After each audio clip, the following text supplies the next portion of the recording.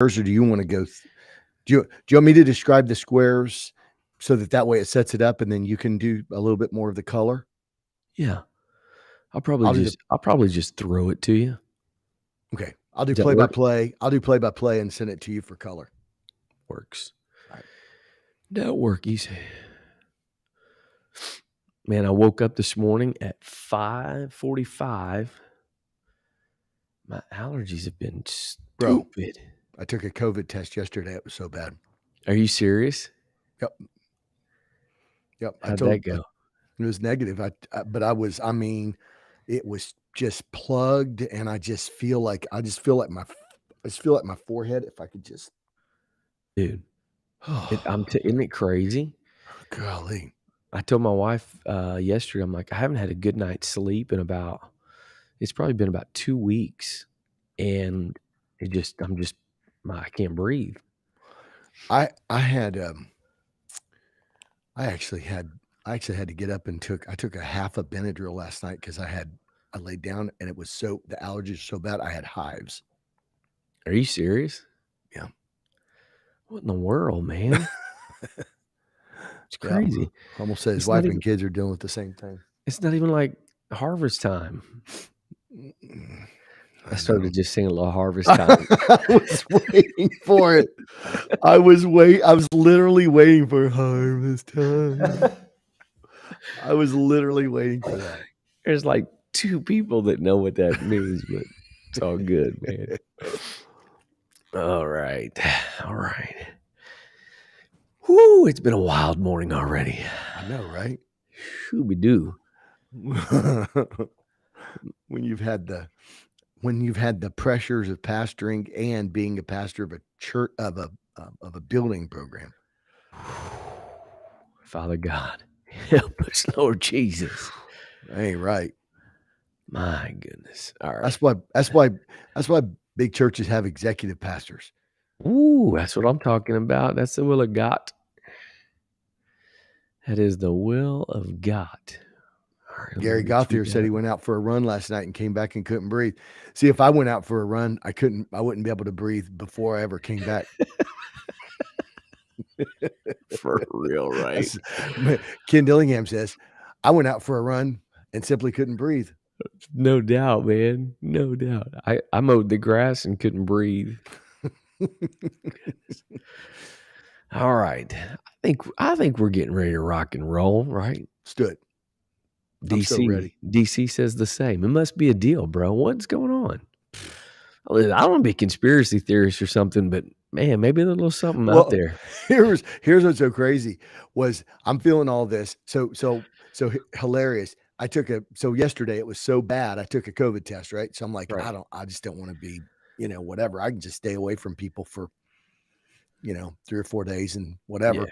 And so anyway, but it's negative. But then last night on the news, it said they were talking about that the newest, the CDC is recommending the newest COVID booster. I'm like, isn't that timely? For real, man. For real. I have some thoughts. I don't want to get us in trouble, but I get why you tested, but I'm like, why are we tested? I don't test for the flu. I know, right? If we're sick, stay home. Yeah. Whatever. It is what it is, but I get it. I do my podcast at the church, and we've got, 60 kids or whatever in our school this year. So you got to be mindful. I get you. I feel that. I wonder if Church Sound and something, it's a private group, Church Sound and something. Let's just share it with them and see what they have to say today. Why not? How about weekend worship? Oh yeah, they definitely need it. That'd be good with that. So. Hey, do you hear a low rumbling from my end? Did you eat breakfast? No. I don't hear anything. No. Okay. No. Because I think they turned the fan on in the kitchen downstairs. I turned it off. I think they've turned it back on. And no, you sound professional, so I'll get out. Oh, that's what I want to hear. And your internet is so much better. Bruh. So we apologize for running late. This is me today, 100% me. I had to squeeze in a meeting at 9:30, and it was supposed to be 15 minutes. Of course, it went 25. And then we got online, and my internet, I was in my office. My internet was absolutely hot garbage. It was just booty. It was terrible, man. Can I say booty? I just said booty. It's terrible. It was awful, bro. So I literally grabbed everything up in my arms, my microphone and all the equipment, everything, and ran upstairs here to the loft. So it has been a day already, and it's only 10:14. For real. I told the other day we were eating, and I said something about somebody. It was well, based on what I'm going to say, I'm not going to tell you who it was or what it was. It was nobody. It was nobody from the church I pastor. And I said, man, they were just being a horse's rear end. And you see why I had to. I'm glad that kicked in. Yeah. And one of my daughters said, why do we say horse's rear end? And I said, because it's the nicer of the two choices. And she said, what's the other choice? And I said, I plead the fifth. We don't want to go there. Oh man. All right, you ready to roll? Let's do it. Let's get the party started. We started losing I know, it's hilarious. Follower or watchers when we started talking about booty, and we were like horses were in. We were like all the spiritual people. We were like, we had some folks at 30, 31, 35, 50, 15. Exactly. So they can, people that are on there right now, they can hit the share button and all that good stuff. So, that would be helpful, right? Like, share, subscribe. Oh, yeah. All right, here we go. Let's get rolling. All right. 3, 2, 1. Hello, everybody, and welcome to the Mobilized Church Podcast. This is Chris Dillingham alongside my big brother, Ken Dillingham Jr. the Third. What is happening, my brother? After a long weekend, Labor Day weekend, you ready to rock and roll? Let's do it. We did it. We went today. We went today on a walk, and I was with my dog.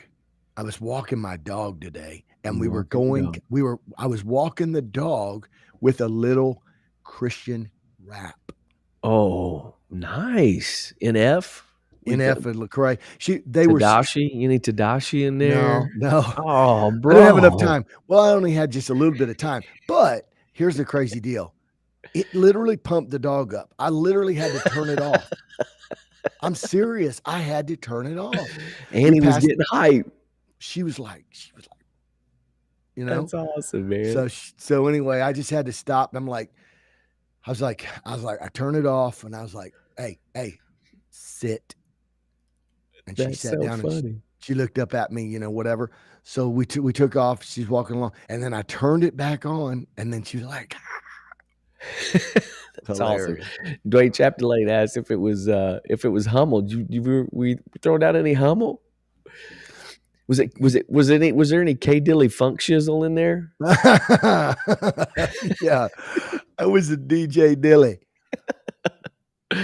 That's what I'm talking about, man. So I don't know. Brother Gonzalez said he's a bigger fan now that we mentioned rap. So we're rap fan. We go way back with the rap, bro. You know what I'm talking about? For real. That's what I'm talking about. It was a good day today. We're running crazy. It's a little wild. And today our tardiness was 100% me. Bro, you were on it. You were like rocking and ready to go. You're like, I'm on Restream already. Where are you? I was posting on all the groups and the chats and whatever. Like, I was like, come join us. We got it going on today. I was posting the graphics at like 20 till 10. It's what in the world, man? And then when you didn't show up, I was like, oh snap. We just got raptured, or I got my days mixed up. It's that it is so much that Chris is Johnny on the spot so much that when he doesn't show up, my first thought is, oh, I got my days mixed up. I don't ever think like, where's he at? Right. When I'm Oh, on that's so Restream and funny. he's not there, I'm like, "Oh, I apparently messed up Yeah, something." my schedule's wrong, my calendar's wrong, so you thought the rapture happened. I wasn't there, man. No, that wasn't the case. I wouldn't have been gone and you still be here, that's Well, you for would sure. We know that well, much. you wouldn't out-rapture me, but I wouldn't out-rapture you. We'd have gone together. Yeah. So, anyway, well, it's been a lively morning around here for me, and so thankfully today you are as usual loaded and ready to go. So I'm gonna let you do the heavy lifting as you typically do on Yes. this podcast. I'm gonna let you do the heavy lifting today. So I'm gonna throw it to you before we do that. Yeah. Let me just mention real quick to all of those that are watching on Facebook, Twitter, or YouTube. Help us out this morning. Help us out by hitting the share button, getting the word out, telling people about it, and because today's going to be a great conversation. I think it's going to be. I think today's conversation is going to be challenging for some, It is. That's what's good about it. right? Bro, I've been thinking a lot about this tension piece, this tension component. Mhm. The tension. We've been talking about being versus doing, and how that the being is the anchor that holds doing in its rightful place. And Mhm. God uses these kind of what can seem like where we typically end up in an either or category. Mhm. God uses those as kind of the anchor points to keep the tension in place, to Right hold on. us in line. Right And on. there's so many different ways we could go down the Mhm. line. You've got like practical versus spiritual. I mean, so many Yeah. things Yeah. that are necessary key components. And so tension is a big part of the conversation. So today, we want to use a little bit of tension. So I'm going to throw it to you as we talk about um, this need for we've talked about it before, but I think we want to dive in a little deeper about this decentralization of the mission. What Let's does that go. mean? What are we talking about when we talk about decentralization? Are we talking about like we don't need churches? Are we talking about, we don't need ministries? So That's good. set us up, Ken, today as we talk about this idea, this concept of exactly what we're talking about when we say we want to decentralize the mission. Good. Well, just like you said with tension is the thing. It's God's gift, really. Tension is God's gift to get our attention, to cause us to stop and say, wait a minute, right? It sort of arrests our mind and it shocks our bias. And Yes. I think that's the thing. In fact, we've really been seeing a lot of positive benefit here, even at the local level in our missional culture, where there's some people that are starting to text me and say, man, I had a conversation with this person, and man, we're finally getting somewhere because there was some serious tension last time we talked. Where initially, I think that what would happen is people would sort of look at that and go, they would say, "Oh, man, boy, it was going so good, and then we just hit a snag," you know? Yeah, And so sure. so today, when we talk about tension, it's not, our desire to be sort of contrarians. It's not our desire to be, to sort of, um to present things in such a way that's like shock jock type. Our podcast isn't we're not like shock and awe type thing. What we're trying to do though is we're trying to go ahead and talk about things that might create some tension simply because of the fact that it causes people to stop and listen and pay attention. Okay, so today we're talking about something. It's going to be a little difficult. It's probably sort of a visual concept, and it's going to be a little bit difficult to sort of explain it just only audibly and not visually.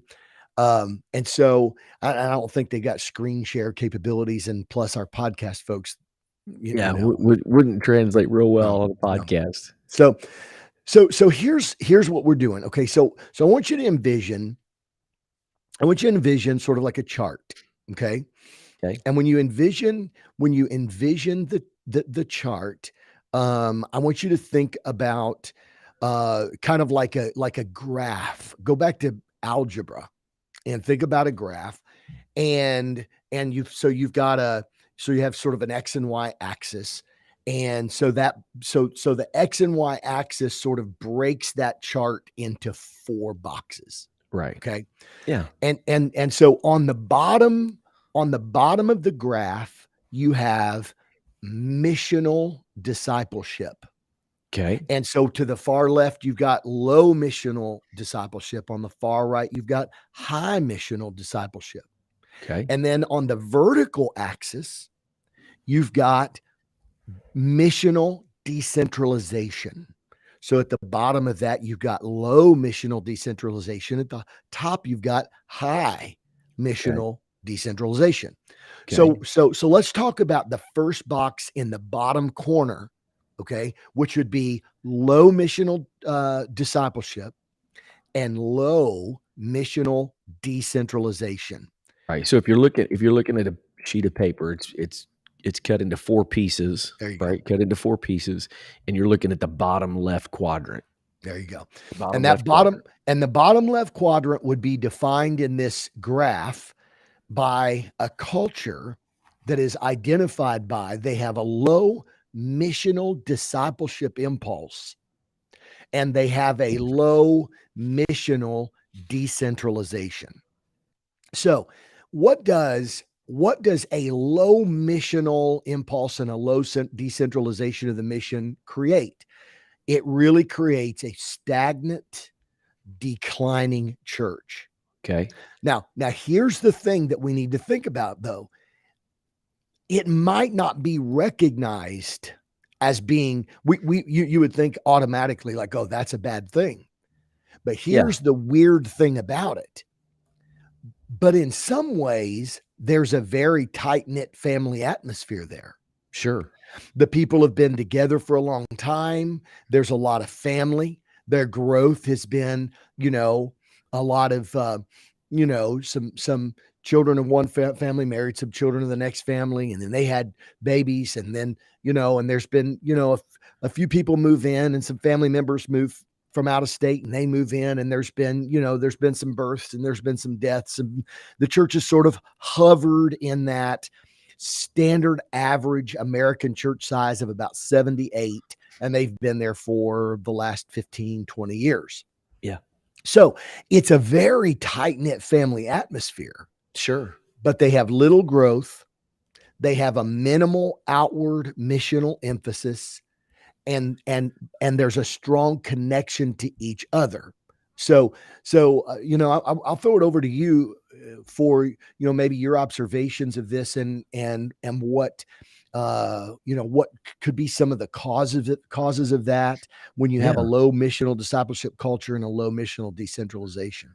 Yeah, absolutely. I think one of the things with that is there's a high resistance to change It's in good. that category, and I think a lot of that is because there is low decentralization. So you have a centralized decision maker, and a lot of times,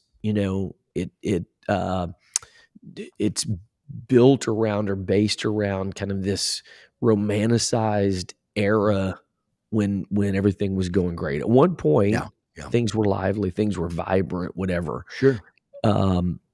Because again, like you said, that strong knit, that close knit family, that produces some vitality, right? It produces some vitality.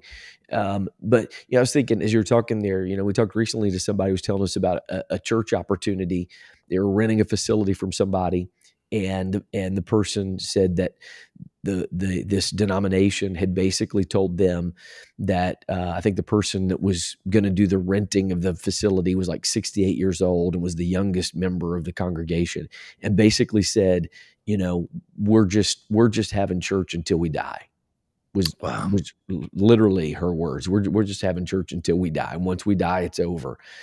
And that's kind of that resistance to change, accepting new things, that kind of stuff. Mhm. I think a lot of It's times comfy.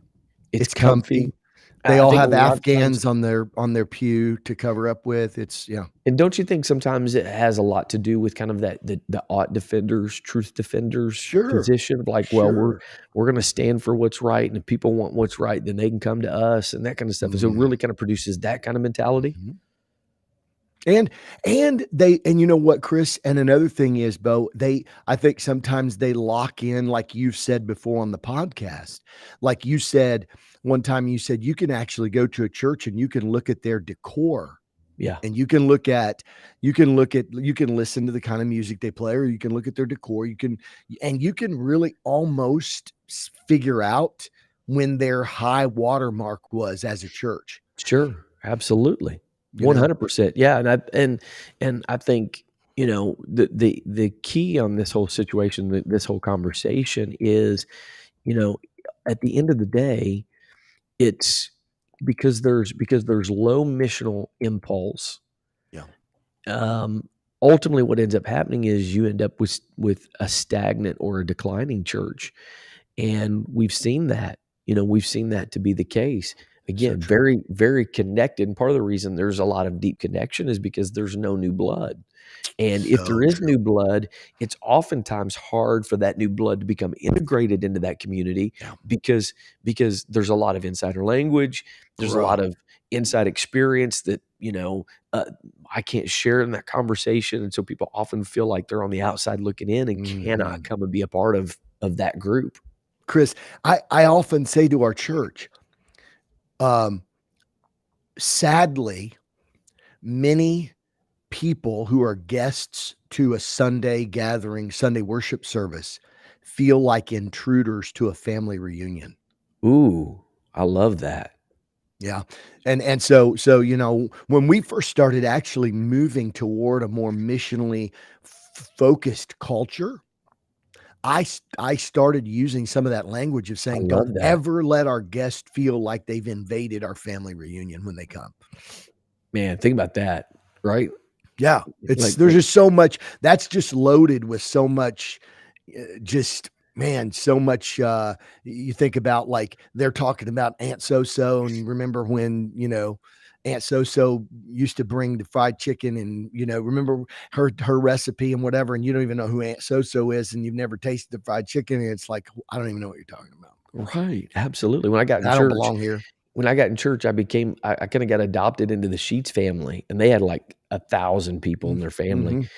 and they would take me to their reunion, the family reunion, and even though they adopted me into their family, it still was awkward, right? Because Yeah, they know everybody, they know yeah. who everybody is, where they're from, they know their background, they know all Mm-hmm. the stuff.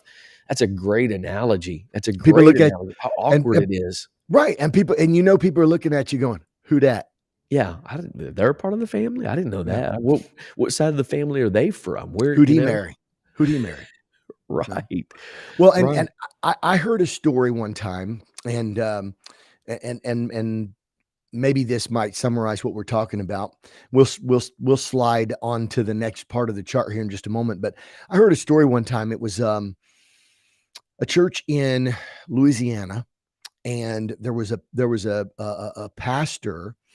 Um, it was they had lost a pastor. The pastor had died, Okay. and I think unexpectedly, and so there wasn't a successor. There was nothing in place, and so T.F. Tenney, he told this story. I think he told the story from like he was at a conference or whatever. So it's not like Yeah, I'm like you're not telling telling them out on of some turn. church. Yeah. Um, so T.F. Tenney said he was called, and so he called an evangelist, and at the time, what he was doing was he was using some of the evangelists to go into some of these situations, and they'd go in for 2 or 3 months and just preach and just stay there and just let's don't think about getting a new pastor in yet. Let's just have good church and let's have revival and see if we can do something. Well, anyway, this evangelist went into this town where this church was. And he had the address, and this is back, before the days of you have arrived on, your GPS. Right. He was driving down the road, couldn't find the church, turned around, couldn't find the church, did it again, couldn't find the church, back, couldn't find the church, and went back into town and said, "Hey, went to like a supermarket or gas station or whatever convenience store and said, "Does anyone know where?" And he named the church. Okay. Yes. And they said, "Yeah, it's down they pointed, the road." And he said, I was just down the road and I didn't see it." And they're like, "Oh, well, go down. It's about a quarter mile, maybe a half a mile down the road there, and just start looking on the left and you'll see the driveway. There's trees and stuff all around. And so you can't actually see the church, but it's so this evangelist said, I went down the road, so I found the spot and I thought, and he said, here's my first thought. Well, I hope this is the driveway. So now guess, Right. right? Nervous. Right. So he drives in and he looks and he comes around the trees and the drive, and it opens up to this beautiful manicured lawn, black, perfect concrete driveway all the way back, full concrete parking lot. What? Brick building. What? Dude, he said, beautiful, picture perfect. Wow. He said, well, this will be easy. This is a beautiful church, it's a nice little community and whatever. So he goes in and he's like, okay, that's pretty cool. So he sets up, they've got a place for their travel trailer and whatever. He goes in on the first Sunday and he starts preaching, and he's preaching. I met somebody the other day. I went in at the convenience store to locate the church, and let's reach some people. And he said, so later in the service, this person walked in because he had invited her. He said, hey, come, I'm going to be preaching. And this person came in. And then the next week, 2 or 3 or 4 new people came in. This evangelist was meeting people in the community, and he was, whatever. And finally, after 2 services, after the service, a couple of the elders came up and said, hey, look, stop inviting people. What? That's what they said. They said, I'm sure you probably noticed when you pulled up this beautiful building. I'm sure you probably noticed they said, we built this with our own money. We keep it beautiful. We keep it. And here's the thing. Okay. We know who our people are. We know, he said, this is our church. And, you start getting guests in and you invite trouble, and then kids start marking on the walls and crayons and whatever. It's hard to keep things nice. And they basically told the evangelist, who they'd had probably more guests in the last 2 weeks than they'd had in the last year. Right. And this evangelist called Brother Tenney and said, I'm out. Holy cow. But that was their culture, right? That was their culture. Yeah. And here's the deal. Most people would never say that. Exactly. Right. Exactly. They would never like have a moment of like real true transparency and articulate what they're actually feeling and thinking. Yeah. But we have to ask ourselves the question, are we communicating that? Maybe not in so many words, but are we communicating that in our actions? Mm-hmm. And again, this is why I get it. I understand, but this is why I just think the whole idea and concept of teaching people to be friendly at church is ridiculous. I think it's just ridiculous because you're teaching people how to be like, when you walk into a furniture store, right? You walk into a furniture store and like people mob you and and then like they kind of disappear or whatever. And we come across like salespeople, like disingenuous and whatever. And so how do we, how we've bought this hook, line, and sinker that what we got to do is we've got to create this customer friendly, this Chick-fil-A experience where you come in and my pleasure. So good to see you. But we're not really becoming friends with that person and so inviting them and welcoming them in. We do need to be friendly. Absolutely. 100%. Right. To have friends, show yourself friendly. I get that. I understand that biblical concept. But the point is not to be friendly. The point is to have friends. Well, the question is what problem are you trying to fix when you say we need to be friendly? What problem are you trying to fix? Like it's culturally. It's like this. It's like this church that I heard through the stuff that we do in the Mobilized Church podcast. Somebody contacted me and said, "Hey, I've got a good one for you. I was I was at a church and I actually overheard this, and this was a minister travels and whatever, and said, I actually overheard this. I was walking into the church with my family, and there was a guy standing outside, sort of on the patio area of the church, the stoop or the front walk area, and was smoking. And as I was walking up, the usher opened the door and said, Sir, please don't smoke on the church property. And as the evangelist was coming in, and so it's funny. It's almost like, bro. Hey, uh, listen, when I first came, and this is I'm not throwing shade on the people here in Toledo, but when I first came, we had a bunch of people that were coming, just had a lot of issues and stuff going on in life. And I walked out of church one day, and there were like cigarette butts in mhm, this one area where a bunch of people had gone and whatever. right. And somebody said, "Hey, man, this is a real problem. We got all these cigarette butts." They said, "Did you see that? Did you notice that?" And I said, "I know, isn't it awesome?"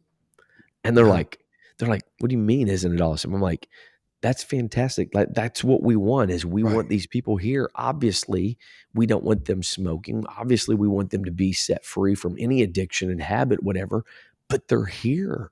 They came here. So I'm not going to put up these big bold signs that are like, no drinking, no cussing, no smoking, no, like, you know what I'm saying? Like, Yeah, we because we don't wanna send the message to people.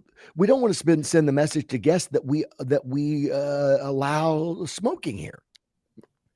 and that's the idea. If you don't articulate that and communicate that up front, then somehow you're compromising, which goes back to what I said before, kind of that ought defender, truth defenders, right? Yeah, yeah. Jay Jones, hey, say that, bro. Say that. You see Jay Jones' comment? You gotta say that. What do you say? The service leader. So he went on vacation. Nobody greeted us the whole time. Service leader said, "We're going to win our city because we're what?" And the congregation said, "The friendliest church in town." Isn't that That's awesome? awesome. That is We're gonna win our hilarious. city because we're what? Oh, the The irony of friendliest that. church. Right? Isn't that awesome? That's And so you're like, funny. how do you keep from laughing at that moment?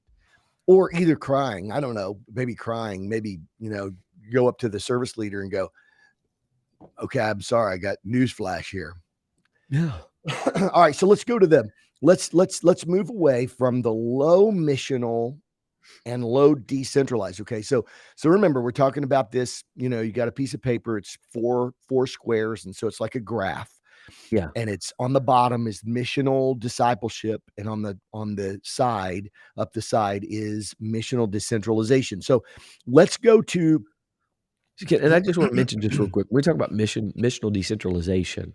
What we're talking about with missional decentralization is a centralized mission, which we'll talk about here in just a second, has to do with the mission funnels through the institution of the there you go. church, Good right? definition. Not individualized, living on mission every day, but it's everything funnels through the institution of the church, That's organization centralization. model. Centralization of the mission is when everything, as you just said, funnels through programs and strategies and Correct. initiatives that the church, the Ministries of the church. institutional church does. Yeah. Yeah. So let's stay on the low missional discipleship side, Okay. but let's go up to high decentralization. Okay. Okay. Because I So we're think going up the what you just defined is good, because it causes us to say there is they have a missional decentralization. In other words, they're like, hey, go. It's probably a church growth kind of model, or an attractional church kind of model that says, hey, connect with your friends, connect with whatever. That this is an interesting. Excuse me, hold on. Sinuses. right. This is an The delay button, you interesting. just hit the delay button, the cough button. Yeah, exactly. This right here is an interesting one, because churches that are low missional impulse but have a high decentralization. In other words, Yeah. they don't, it's a church that doesn't have a lot of programs and initiatives and whatever, but there's a lot of people that are just sort of out there. They're friendly people or whatever. This is sort of an attractional addition growth church, where there's little commitment to church programs. So, and man, we could really get into, why that might be. But there's little connection to others. This is kind of a church that's on the opposite end of the scale. They're not super tight knit. It's not like a family environment. It's, whatever. Yeah. They have a lot of unsaved friends. Yeah. They're they're probably a church that, they might not do a whole lot at, they might not do a whole lot at the church. They might not have a lot of volunteerism. They're probably just a church that, people just show up on Sunday and they come to Sunday and they're connected. Like they're connected to friends. They've got friends and people outside the church and whatever. Yeah. It might be a church where they have a lot of people who, man, and I know this is going to sound terrible. I don't mean this way, but it might be a church that has a lot of people who, in the summertime may miss a lot of church because, their kids play on a select team, or they've got, Sunday soccer traveling team, or they got, whatever. And so it creates a culture where there's a lot of, it's just sort of loose knit. It's not tight knit or whatever. And it's interesting because even though there's a lot of saturation that these people have outside of the four walls of the church, they're usually very missionally ineffective because they're not effective at cultivating relationships that create spiritual conversations. There you go. So what you're like, a lot of what this is really kind of what we talked about, which is the end product of this is consumerism. Yeah. Right. Very true. Very, very true. So there's not really like you said, a little commitment to church programs or whatever, because I'm a consumer. So I'm going to go to this church because they're producing the best product right now. Yeah. May not even fully believe the teachings of that church, or the mission, the goal of that church. So let me ask you a question. How does somebody get there? Dude, this is so crazy that you say that, because I was actually thinking this probably represents a larger church. Right. This probably represents when I say a larger church, I'm not talking about a church of 1,000, but it probably does represent a church. It could represent a church of 300, 400, 500 people. Yeah. And I think what happens is there's enough excellence with which they do ministry that they have hired staff. So if they don't have a lot of volunteers to do it, they've got a lot of hired staff. They've got a lot of really good, they may have an amazing music program that doesn't need, we need 15, 20, 25 people, and we can have banging music, worship, whatever. They probably have maybe a really dedicated children's ministry staff. You could have a church, you could have 50 or so really committed volunteers that are led by either a hired staff or some or really energetic leaders. And they're just producing pockets and niches of extremely amazing ministry to be consumed. And so these people are like, hey, you got to check my church out, because they've got a lot of friends. They've got a lot of people outside the church. They ought to come check my church out. And it doesn't really require a lot. And so the people come in and they're like, dude, this is awesome. And there you go.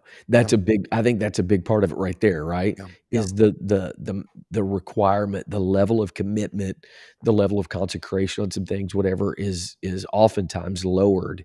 And so it appeals to a certain group that says, I want to be connected to church, but I don't want to maybe give up everything in my life, or I want, and so it certainly appeals to that. The problem is, like you said, there's little connection to others. So you got to have some artificial mechanisms to so true. Maintain those connections.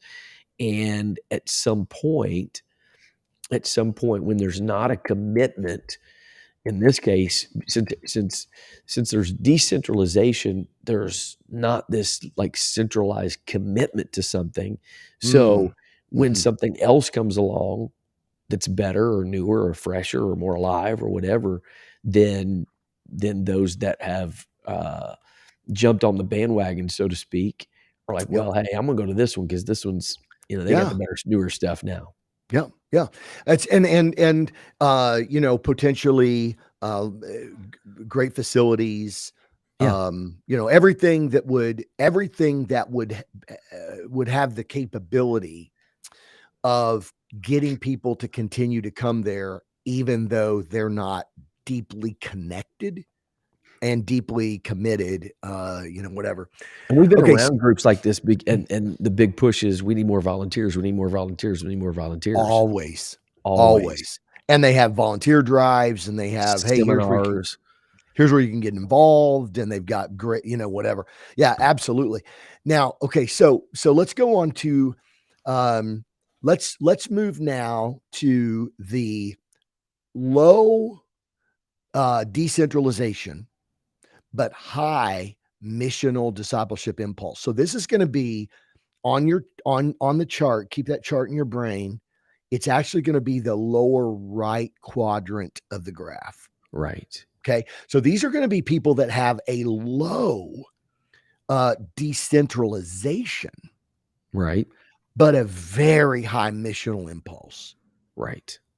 This is a church that says we've got to reach the world.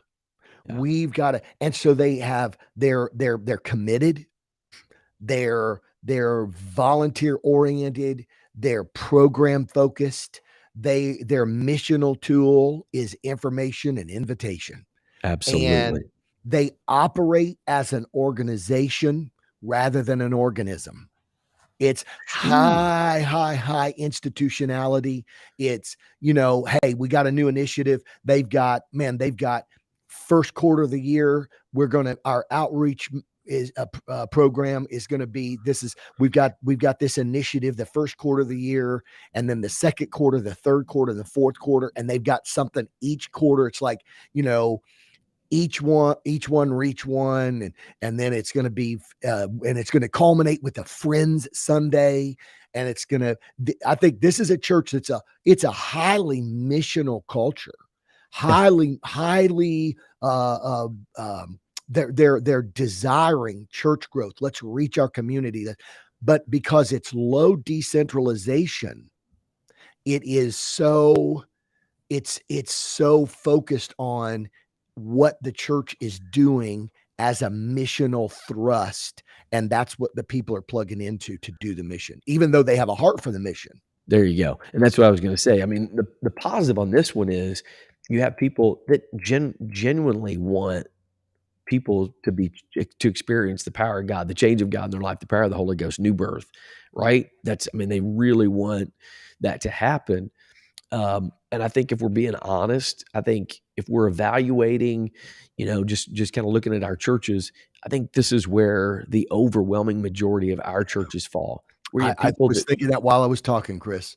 Bro, I mean, they genuinely want people to be changed, and they genuinely believe the message that we're preaching, that this is the message of hope and salvation. This is, the message for our eternal hope.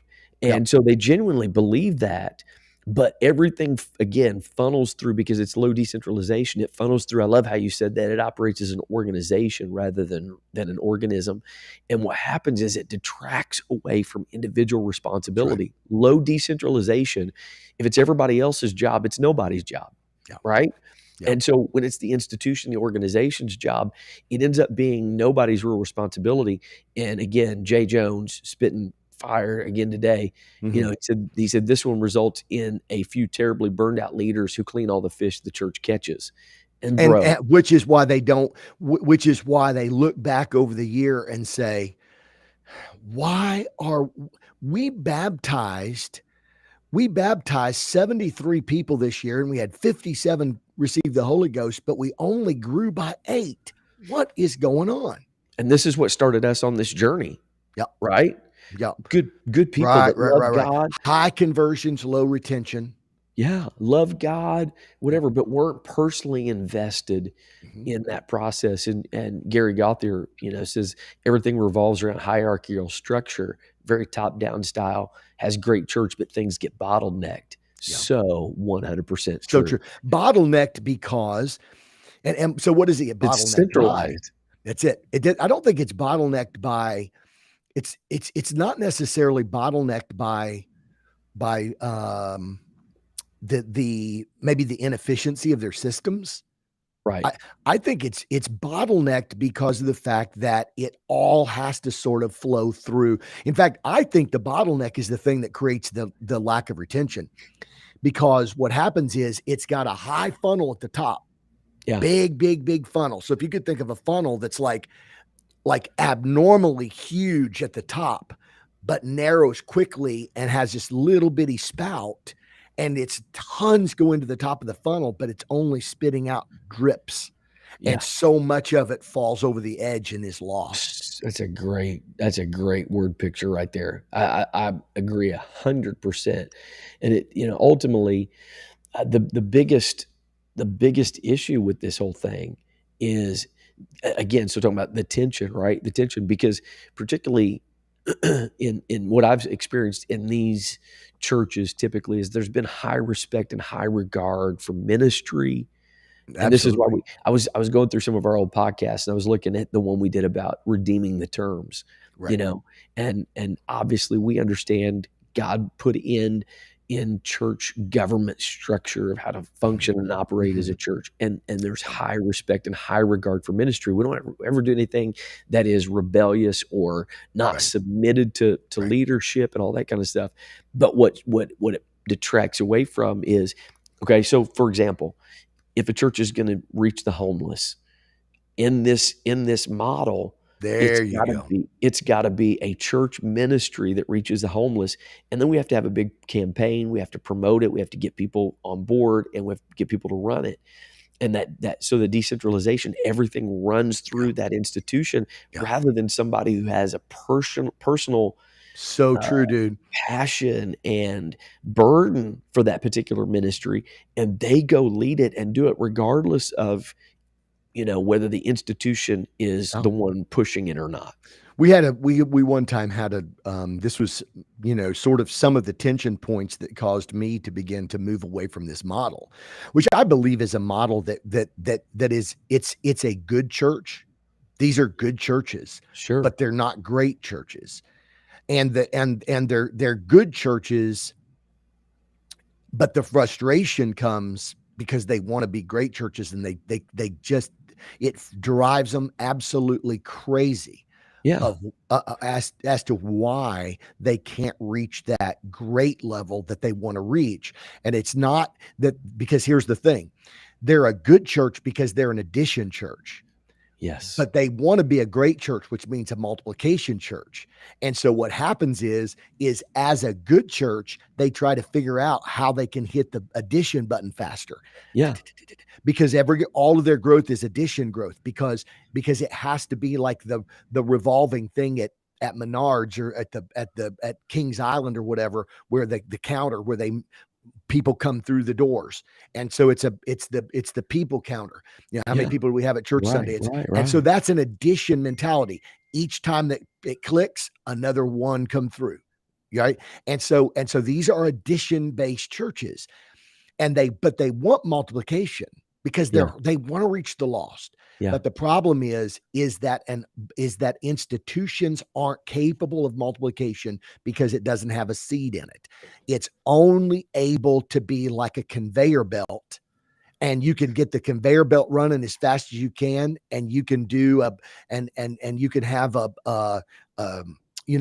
just try to speed the conveyor belt up and get more people on the line, and more people. We got to reach the world. We got to reach the world, but it's still an addition church. Chris, Absolutely. here's what's so crazy about this. It's that frustration that caused us and so many pastors that we're working with and that we're on this journey with to say, okay, it cannot be that I just continue to improve our systems and have incremental improvements and shifts of how good we do church to arrive at the greatness we want. Yeah. It's too elusive. There's got to be something else, and that is it has to be an operating system change. Isn't that right? Absolutely. 100%. And I think what this produces is, and I think if we're like really being honest, the reality is we have become addicted to programs True. because this is the model, Because it's right? the model. This This is is where the vast majority of the churches in our tribe fit into. right, because there's high missionality but low decentralization. That's And exactly so right. how are you going to get there? How are you going to fulfill what you feel God has called you to do, to reach your community, to reach the world? There's high missionality, but just having good church is not getting the job done. So we got to get this program, we got to do this program, we got to do that program. And the hard part, John Hummel made a great point. Jim Collins' book, Good is the Enemy of Great. I think the hard part sometimes with this is if we're not careful, because we do have good church, because we do have high missionality, sometimes we can be um, fooled into Yep. thinking that because we're seeing conversions, or we're seeing a little bit of growth here, Mm. that it hinders and inhibits significant change that is Mhm. necessary to be that great, to be the multiplication we need to have. I And think that compared to other churches, they're oftentimes like, yeah, we're the 5th largest church in the district, so I'm not gonna try to ruin this. I'm not gonna not try to gonna blow ruin it a good. up. Yeah. That's So so good, true. man. So, yeah, I think that's the biggest challenge, is because we do have good services, we've got good people, Yep. that want revival, they'll show up for prayer meeting, and they'll do all these kinds of things, and then when you come in saying, "Look, man, that's awesome, but you have the individual responsibility for the mission," then it's like, "Whoa, whoa, whoa, whoa, wait a minute, I've been raised my whole life that my role is to show up when the church does outreach. And plug me in. Tell me Plug me where you in." need me. Yeah. See, Chris, what's interesting here is, and what I started to mention earlier, and I kind of, I just kind of felt to go more in that other direction. But we had a lady who came up to me, as we were first. I started realizing, like, we didn't have a sustainable model in some ways, and I had a lady come up to me and she said, do we have a ministry to, like battered women, or women who've suffered abuse of some kind, or that have gone through maybe nasty divorces or whatever. Yeah. And and I said, do you think that's something that we need? And she said, oh man, the need is out there. And so she started, oh my goodness, she started just sharing her heart of where she'd come from, and Yeah. she started sharing her story. And I said, "Man, I can tell that I said, "You got a burden for this because you're emotionally connected to this and you're experientially connected to this." And she said, "I am." And tears, whatever. And I said, "How do you think?" And she said, "Do we have a ministry for this at our church?" And I said, "We do." And she said, "Oh, that's amazing." She said, "How do I get involved with it?" And I said, "No, you are it." You're it. And she said, excuse me? And I said, listen, there's nobody in this church that can understand it as well as you do. Now, here's the scary thing. Yeah. Did I just give her approval to run off rogue and start a ministry? See, here's the deal. In the low decentralization, high missional culture, all of a sudden it's like, well, wait, because everything is done so strategically through our Yeah. initiatives and programs, feeling like we're giving people the liberty Yeah. to go out and to minister to these people and to see what you can do, and go find them and just go love on them, whatever. But what happens is we subconsciously process that as, did I just approve her Yeah, to go right. start a battered women ministry? No, Right. I just approved her to go out and fulfill her burden to minister to battered women. It's a Bro. it's a And that's flip. where we have to do some education with people, because we've created the culture where they translate into thinking, okay, I got to get a logo, I got to get a ministry name, I've got to get volunteers together, whatever. That's not what we're saying. We're saying you go live on mission, share your story. And so, as we think through this, if that's your reflex, it's I think it ought to be an awareness for us of like, okay, there's still that institutional thinking that's happening in Exactly, us, right? exactly. If they're going to that, I think Gary Gauthier makes a good point worth discussing about programs that, programs, we're not advocating for anarchy, No, right? And you've been very vocal about this, and one of the things that you've really focused on in this journey is like our responsibility to adhere to the biblical model for leadership, the biblical model for governance, all of that kind of stuff, right? that's right. We do High have a high we have a high appreciation of ecclesiology. absolutely apostolic ecclesiology. Yep. And so I think what Gary said and Jay Jones said it is he said it before to us that in this model, the mission becomes the slave to the programs, It's true. and so we're not dismissing all the other stuff. What we're saying is, if you have some programs or whatever, they serve the mission, and when they cease to serve the mission, then they're no longer useful. They're no longer valuable. What good do they do if you have a program that doesn't serve the mission?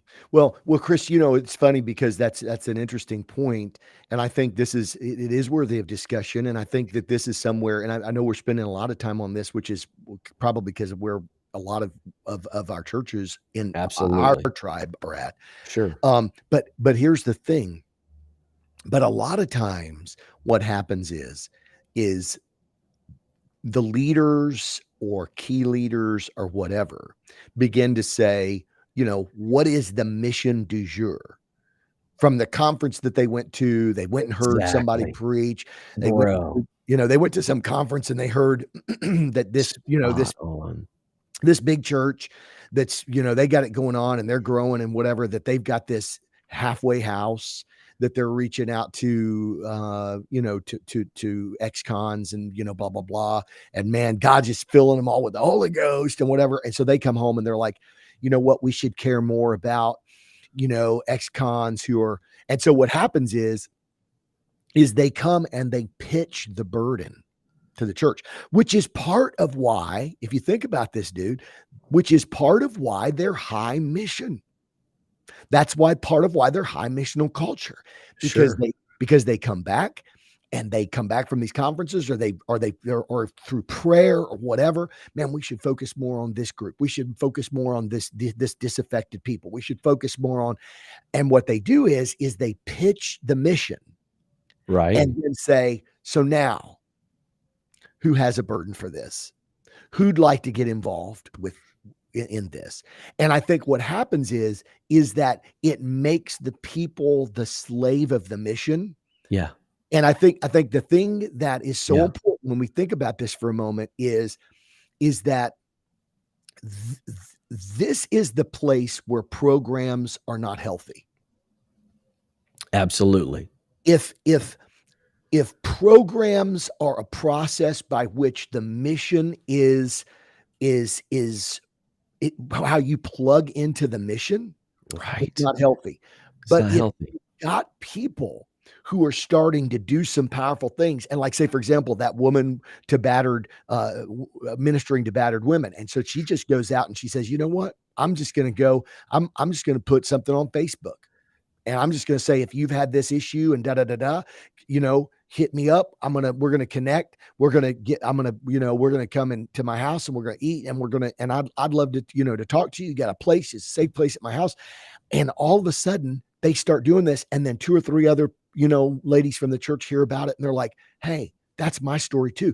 And then the thing starts rolling. And then and so now it's organic.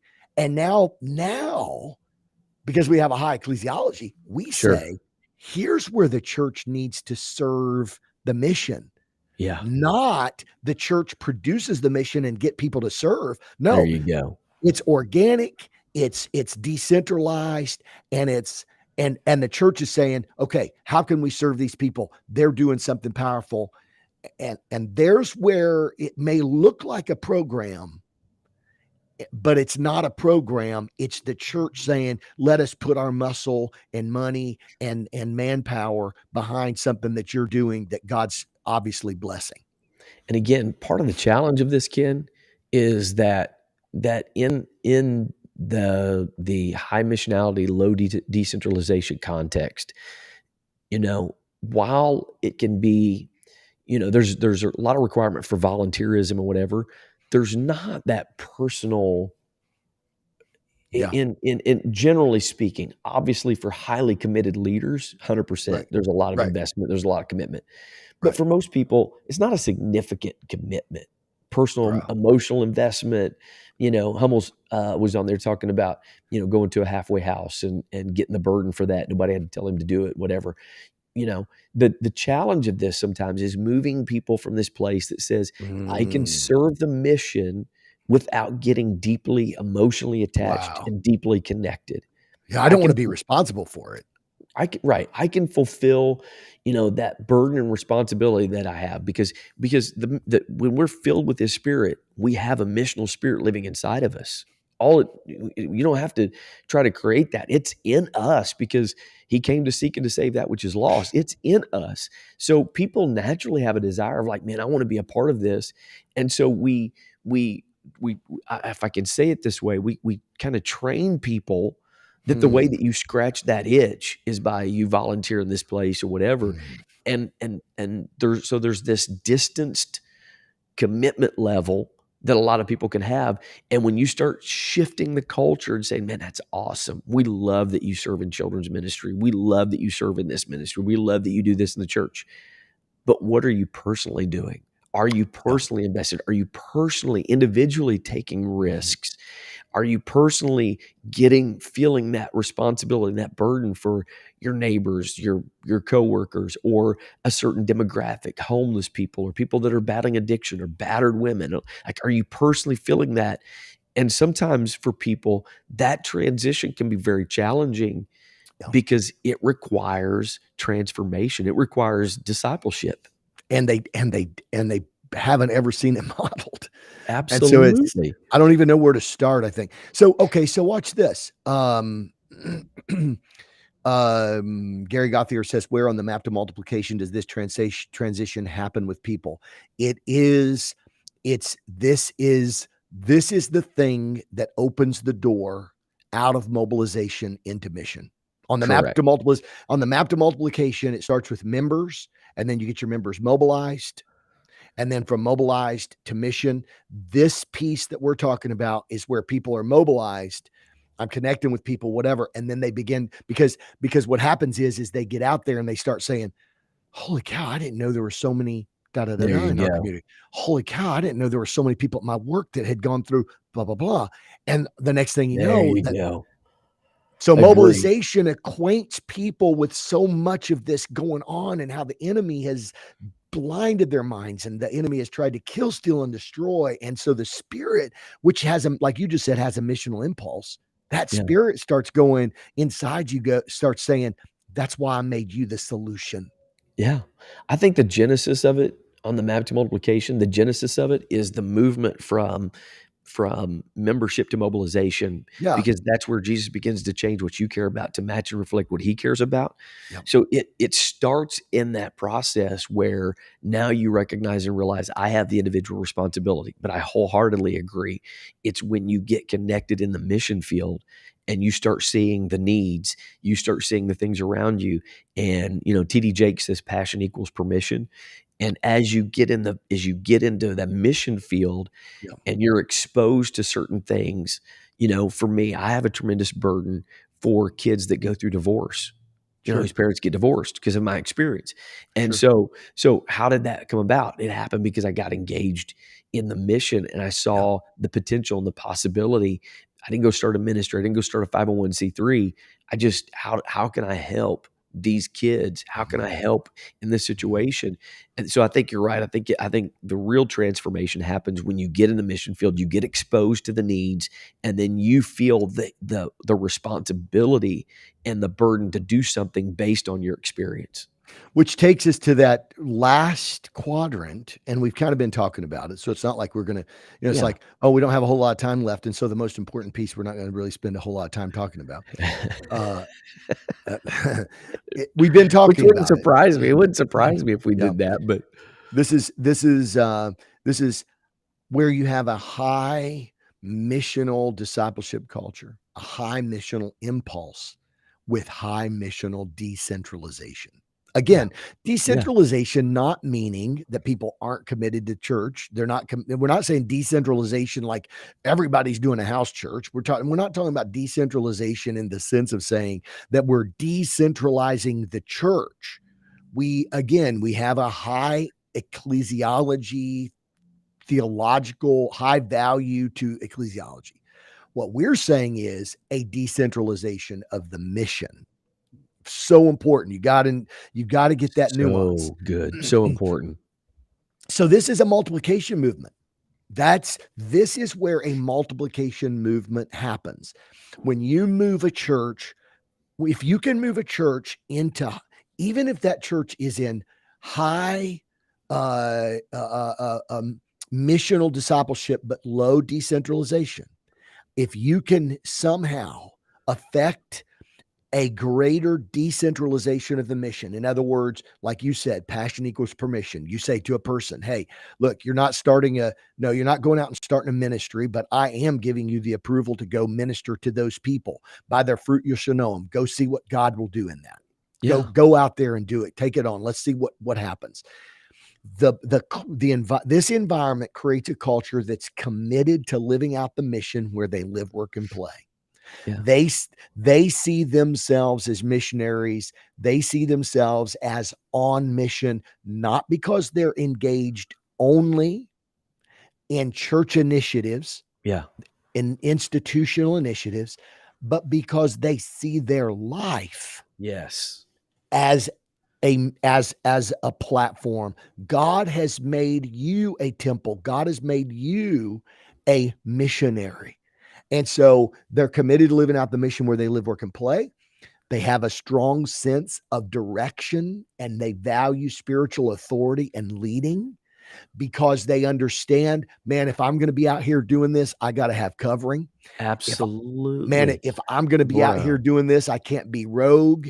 I have to be connected to spiritual authority in my life. I can't just be out here, which is what's so different about the people that are low missional discipleship, but they're high decentralization. Yeah, They don't value being under covering. They don't value spiritual authority in their life. They're like, ain't nobody have to tell me what to do. I'll do whatever I right, want to do. right. This culture is high missional discipleship. So because they have this discipleship, Exactly high, what I was getting ready to say. you Bro, that tracking is with me? 100% what I was gonna say. I was gonna say because personal discipleship is the critical piece and That's critical it. my personal discipleship is a critical piece in that, then God produces me the proper value system of his kingdom. So That's I it. value and I appreciate it, the biblical model, the biblical structure. I would even suggest, bro, that it even becomes uh, more appropriately applied than in the centralized model, where it seems like we respect ministry and authority and whatever, Mhm. but I don't know that it's appropriately applied. So true. So when people hear decentralization, right, they immediately go to some of the things that we've heard and seen. Yeah. People use that to justify not being under leadership. But if you're in discipleship, a personal disciple of Jesus, you're going to value our gatherings when we gather together, right? We've said that 100 times. We're going to gather that, or we're going Yeah. to value that the appropriate way. We're going to value Yeah, if you're a covering. transformed disciple, right? If you're a transformed disciple, absolutely. You're not going to want to be out on it, bro. If you're doing the mission, there is no way on God's green earth that if you're truly a disciple wanting to do the mission, that you're going to want to do that on your own, because you're going to No. face stuff that you can't do. Another thing I was thinking when you were And they're talking, gonna also, let me say this, yeah, they're gonna value, keep that story in the back of your head, but they're yeah, gonna value the fact that I can't do this alone. They're gonna value, "Hey, Correct. there's probably other gifts in the body of Christ that are gonna come alongside me. This isn't my feather in my cap," Yeah, because they're a disciple. sure. This is about reaching people. I don't care who gets the credit. I don't care. These are There disciples, you go. which is the whole opposite of what happens Bro. on that other end of the spectrum where you have low discipleship, but high decentralization. You got a bunch of rogue people out there that are just kind of doing their own thing and whatever. So what were you going to say? I'm sorry. Well, I was thinking about, um, I think it's John Baker was the founder of Celebrate Recovery, Right. and this was how Celebrate Recovery got started, is you had somebody that had a burden and a mission to help reach addicts, Oh right? my. Right. Saddleback, Rick Warren's church, didn't start a ministry to reach addicts. There you go. He gave permission to John Baker to go and start living out what his purpose is. Yep. And so Celebrate Recovery is not a ministry of Saddleback. It's a burden from John Baker that happened to be connected to and tied to the covering of Saddleback, right? And this is not a doctoral statement. I'm just making the Right. statement about Right. that is a beautiful model, really. It's a biblical model. It's a biblical model. We don't find anywhere in the New Testament church. We don't find anywhere in the New Testament church where there's a high missional centralization. Correct. And it goes back to the bottleneck, Ken. Yep. It goes Yep. back to the bottleneck because if everything has to flow through the institution only has so many resources. Way It to go, only Jay. has so many That's it, man. resources. That's it, And dude. so we can't do a homeless shelter and a children's home and a home for addicts or a recovery center for addicts. And we can't, like battered women and all. There's only so many resources that the church has available to it. So does that mean that we just don't minister to that group of Bro. people? Or are you giving me permission to go serve at that homeless shelter that's run by St. Vincent de Paul Catholic Church in our community? Are you saying you want me to be a part of that? I'm saying, yeah. Yeah, I want you to go Absolutely. down there and be a part of that, which is exactly what's happening in our church with someone Same. right now. Same. We've got And the same thing. dude, Jay Jones, come on, Jay. Dude, this is the bomb right here. Well, This here it statement is. is the bomb right here. Here it is. Mic drop. When the church is decentralized, we'll impress people with our Jesus and introduce them to our church instead of impressing them with our church to introduce them to our Jesus. That's a tweet. I'm going to tweet that. We're going to tweet that Ladies and bad boy. gentlemen, thank you for being at the Mobilized Church podcast today. What else needs to be said? We just spent an hour and Jay summed it up in one sentence. He said he likes to sit in the window and just He be does, the thought sniper. He is the thought sniper. I love that. That needs to be his handle, the thought sniper. Yeah, hashtag. So yeah, so at the end of the day, when you have a high missional discipleship culture, a highly missional discipleship oriented culture, along with a high missional decentralization, it doesn't mean that there are no church programs for certain things. It doesn't mean there are no church initiatives for anything. It means that we've said it like this before. We believe that the Holy Spirit working in the hearts of 200 missionaries where they live, work, and play will be far more innovative than the Holy Spirit working through 5 highly gifted strategic leaders trying to get 200 people to get involved with their initiative. We believe that the Holy Spirit in the heart of 200 people in their daily lives is going to be so much more innovative than the best that we could put on our strategic innovation team. That's what so many churches are trying to put together, the dream team, their strategic, innovative dream team. And I'm just simply saying, I don't deny that you probably have put together 5 of the best strategic, innovative minds on the planet.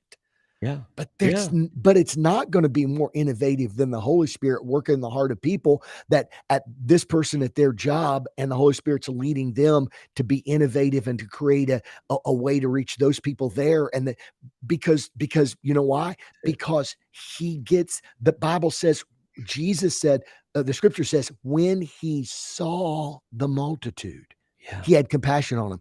So Yeah. what happens? Man, I've just got goosebumps up my neck. What happens when Jesus now sees the multitude through your eyes? Right. The compassion is going to rise up in your spirit, Yeah. and he's gonna innovate, and he's So gonna good. move through you to do what he did, because he promised that greater things shall you do. So, man, Chris, I feel good about today. Great conversation, man. I feel So good about much so much today. good stuff, and and again, I think, you know, sometimes these conversations can be easily misunderstood, Yeah, and I hope that we've, kind of brought some balance to the conversation about decentralization, because it is a big, it is kind of a big concept and a big term right now. And so I think, tying that high missionality to high decentralization, what that means, what that looks like, man, it's just so much clarity. And yeah. I think I don't know how anybody can really argue against it, Mhm. you know, Yeah. unless unless you're not disciplable. What are you protecting? What are you Yeah, trying to protect? yeah, what do you love? What do you love? That's it. Man, so good. Great conversation today. Thanks for hopefully your back gets better because you've been carrying me today. I've Oh, been stop. That's his not true back at is all. sore.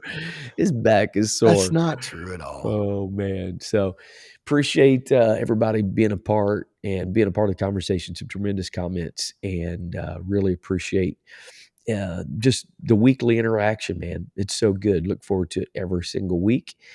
And we are excited. We'll be coming back next week. And folks can keep us in prayer. We got some exciting things happening with us in the mission. Yep. So just keep us in your prayer. Be on the lookout for some updates coming soon. And all of our And pastors, in the Mobilized Church Network yeah, are seeing some of this stuff. And man, it's getting ready to, I think there's some things that are happening right now. Just keep those pastors that are in the Mobilized Church Network, just keep them in prayer too. Because they're leading cultures, and it's going to be awesome. man, they're the best, and Yeah. it's really producing some tremendous momentum. We're excited about that. So, Yep. if you're interested, you can check out. You can get more information about us if you go to our Facebook page. Ken, there is a link tree, the Dillingham Group Facebook page. There's a link tree link, and it's got information. It goes to our website, podcast, and Mhm. an assessment. If you're a pastor, Yeah. you want There you more go. information. That's the first step. Go fill out that assessment. We'd love to set up a time we could have a conversation with you about how we could maybe Yep. come alongside and help you in this journey. So So good.